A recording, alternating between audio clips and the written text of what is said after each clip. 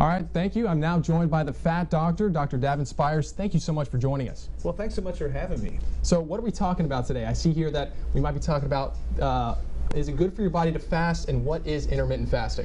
So I guess to kind of get started, what is intermittent fasting? So intermittent fasting is really the voluntary increasing of the time window between meals. All right. And what we find is that anytime you eat food or drink something that is sweet, your body releases a hormone called insulin. And insulin, most people think of it in terms of diabetes and sugar control. Right. I'm sure many people at home are very familiar with insulin. But insulin is totally natural, and your body releases it anytime you eat food or you drink something that is sweet. And insulin is really loud. It tells the cells to take in food energy. It actually has to fall below a threshold before you start using that food energy, and that's when you enter the fasting state. And that window takes about 4 hours. So there's things that happen while you're fasting, like healing. There's a process called autophagy. It's A-U-T-O-P-H-A-G-Y. The word means to eat oneself, and it's a process for which cells take broken machinery, break it into pieces, and rebuild it. It is cellular healing that only happens during the fasting state. Wow, these are relatively new developments because this won the Nobel Prize in 2016. So it's so new, it's really only in science, really not in medicine yet.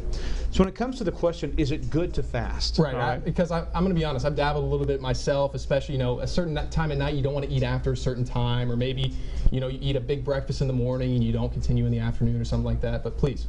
Yeah, so most people like intermittent fasting is the idea that you're increasing the intervals. So the most common way of looking at it is, say you just skip breakfast every day. So you eat dinner, you finish eating dinner at 6 and you don't eat again until noon the next day, and that's an 18-hour interval, all right?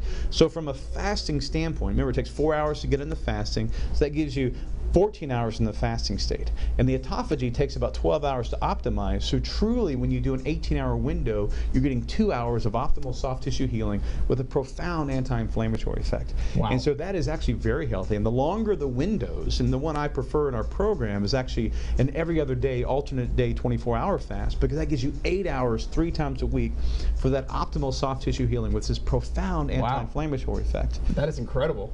And it's definitely one of those things that just is outside the box of what we consider kind of like our standards of nutrition.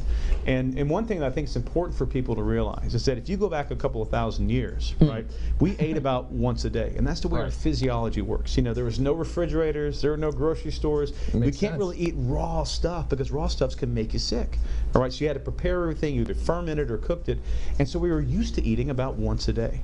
And that is the way the liver processes sugars and fats and all that good stuff. And so when you eat in these longer windows, but when you wait between these longer windows, it lets your body process all the things you've eaten. All right, and makes sense. One consequence of our modern diet is eating 6 to 10 times a day, living small snacks and small meals, and we're keeping our insulin levels elevated, and our body doesn't allow it to fall low enough for us to start to get these healing effects. So in essence, the body doesn't know what to do with all this excess insulin that's just kind of hanging around. Oh yeah, and insulin it does a couple things. It makes you grow. When you're a kid, that's great, but when you're an adult, that's not so good. I can understand so. But more on the intermittent fasting, is there any resources, since you say it's so new to the field, is there any resources people can really get a hold of? Well, there's actually a nice program called the Fasting Method, and they have an initial kind of like informational way of looking at it. The program is paid, but there's all kinds of stuff. There's books on fasting, there's websites on fasting, there's YouTube videos on fasting, and if they want to know more, can join us at The Fat Doctor at www.thefatdoctor, and we can talk all about the fasting. That's perfect. Thank you.